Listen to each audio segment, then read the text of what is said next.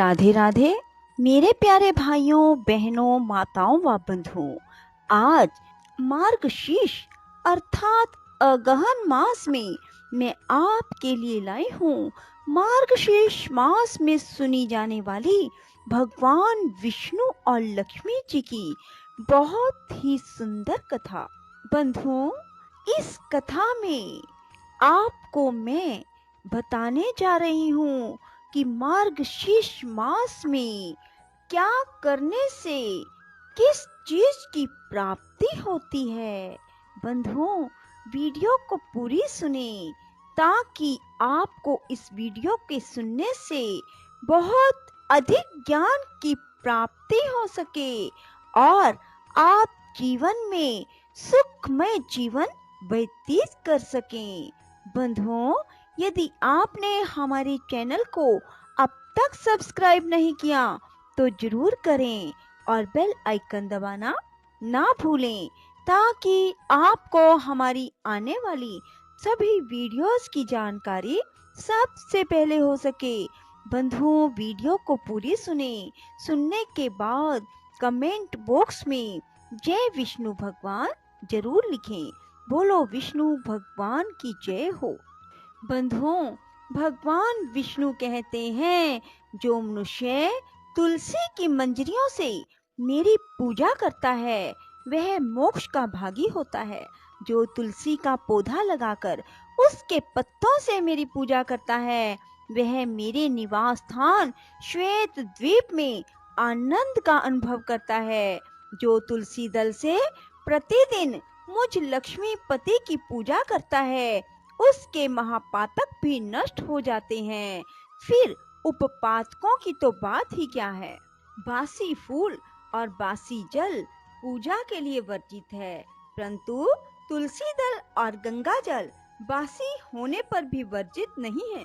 बिल्व पत्र, शमी पत्र, चमेली पत्र और कमल तथा कौस्तुभ मणि से भी तुलसी दल मुझे अधिक प्रिय है। जिसके पत्ते कटे ना हो, जो मंजरी के साथ हो, ऐसी तुलसी मुझे लक्ष्मी के समान प्रिय है। जैसी कृष्ण और शुक्ल दोनों पक्षों की एकादशी मुझे प्रिय है, उसी प्रकार गौर और कृष्ण दोनों प्रकार की तुलसी मुझे प्रिय है। कौस्तुभ आदि असंख्य रतन तभी तक करते हैं जब तक कि श्यामा तुलसी की श्याम मंजरी नहीं मिलती है। जो मेरी पूजा के लिए मांगने वालों को तुलसी दल देते हैं और अन्य भक्तों को भी तुलसी दल अर्पण करते हैं वे मेरे अविनाशी धाम को जाते हैं। जो काले अगुरु के बने हुए धूप से मेरे मंदिर को सुवासित करते हैं वह वैष्णव नरक समुद्र से मुक्त हो जाते हैं। गुग्गल में भैंस का घी और शक्कर आदि मिलाकर जो मुझे धूप देता है उसकी अभिलाषा को मैं पूर्ण करता हूँ। अगुरु का धूप देह और गेह दोनों को वर्जित करता है। राल का बना हुआ धूप यक्षों और राक्षसों का नाश करता है।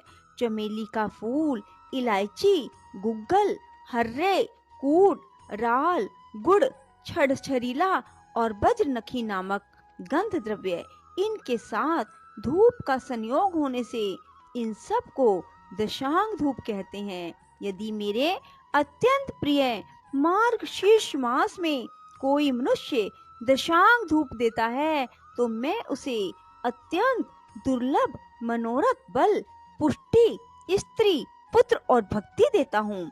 अनेक भक्तियों से युक्त घी से भरे हुए दीप को जलाकर जो मनुष्य मेरी आरती उतारता है वह कोटि कल्पों तक स्वर्ग लोक में निवास करता है। जो अगहन के महीने में मेरे आगे होती हुई आरती का दर्शन करता है वह अंत में परम पद को प्राप्त होता है। जो मेरे आगे भक्ति पूर्वक कपूर की आरती करता है वह मुझ अनंत में प्रवेश कर जाता है। जो मंत्रहीन और क्रियाहीन मेरा पूजन किया गया है वह मेरी आरती कर देने पर सर्वथा परिपूर्ण हो जाता है। जो मार्गशीर्ष में कपूर से दीपक जलाकर मुझे अर्पण करता है वह अश्वमेध यज्ञ का फल पाता है और अपने कुल का उद्धार कर देता है। शिव भगवान कहते हैं, इसके बाद नैवेद्य का भोग लग जाने पर कपूर वासी जल से मुझे आचमन करावें, पान दें और हाथ धोने के लिए चंदन अर्पण करें। फिर पुष्पांजलि देकर भक्ति पूर्वक कपूर से आरती करें। मुकुट और आभूषण आदि समर्पित करके छत्र चंवर भेंट करें तथा श्याम सुंदर विग्रह वाले भगवान विष्णु मेरे प्रति कृपा पूर्वक प्रसन्न मुख हैं, ऐसा ध्यान करते हुए अष्टाक्षर मंत्र का 108 बार जप करके स्तोत्रों द्वारा भगवान का स्तवन करें। विद्वान पुरुष चलते हंसते अगल बगल में देखते हुए पैर से पैर को दबाकर हाथ को मस्तक पर रखकर खड़े होकर व्यग्रचित होकर मेरे मंत्र का जप ना करें। जप के समय तथा व्रत होम और पूजन आदि में दूसरों से वार्तालाप ना करें। जप का फल तीर्थ आदि में सहस्त्र गुना और मेरे समीप अनंत गुना होता है।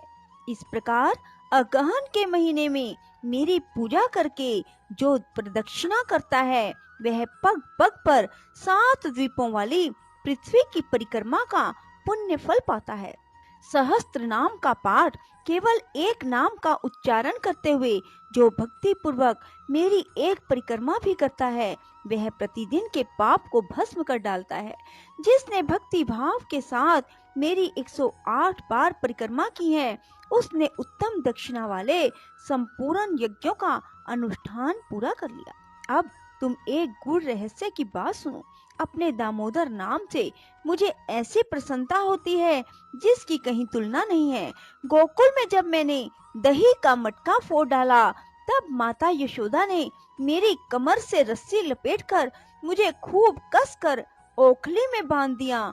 तभी से मेरा दामोदर नाम प्रसिद्ध हुआ।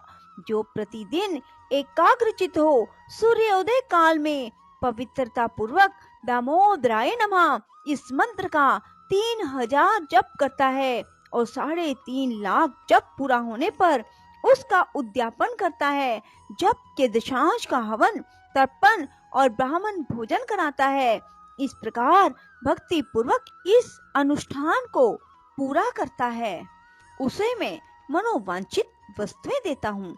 दामोदराय नमः इस मंत्र राज का जप करते हुए प्रतिदिन मेरी प्रदक्षिणा और दंड की भांति पृथ्वी पर गिरकर सदैव मुझे साष्टांग प्रणाम करना चाहिए। दोनों हाथ, दोनों पैर, दोनों घुटने, छाती, मस्तक, मन, वाणी और दृष्टि से जो प्रणाम किया जाता है उसे साष्टांग प्रणाम कहते हैं। अपने मस्तक को मेरे चरणों पर रखकर दोनों भुजाओं को परस्पर मिला दें और प्रार्थना करें, हे परमेश्वर, मैं मृत्यु रूपी ग्रह से परिपूर्ण इस संसार समुद्र से भयभीत होकर आपकी शरण में आया हूँ। आप मेरी रक्षा करें। फिर मेरे द्वारा दी हुई प्रसाद माला आदि को सादर मस्तक पर चढ़ाकर मेरी पूजा की पूर्ति के लिए इस प्रकार कहें, देव जनार्दन, मैंने मंत्रहीन, भक्तिहीन और क्रियाहीन जो पूजन किया वह सब आपकी कृपा से परिपूर्ण हो। विष्णु सहस्त्र नाम, भीषण स्वराज, गजेंद्र मोक्ष, अनुसमृद्धि तथा गीता, ये 5 प्रकार के स्तोत्र मुझे अभिष्ट हैं। महाभाग, इन्हें सुनकर मुझे बड़ी प्रसन्नता होती है। जो मनुष्य एक बूंद भी शाल ग्राम शिला का जल पी लेता है वह मोक्ष का भागी होता है। जिनके मस्तक पर शाल ग्राम शिला का चरणोदक है, जो उस चरणोदक को पीते हैं उन पर सूतक और मृतक का भी अशोच लागू नहीं होता। मृत्यु काल में जिसको वह चरणामृत दिया जाता है वह भी उत्तम गति को प्राप्त होता है। बोलो विष्णु भगवान की जय।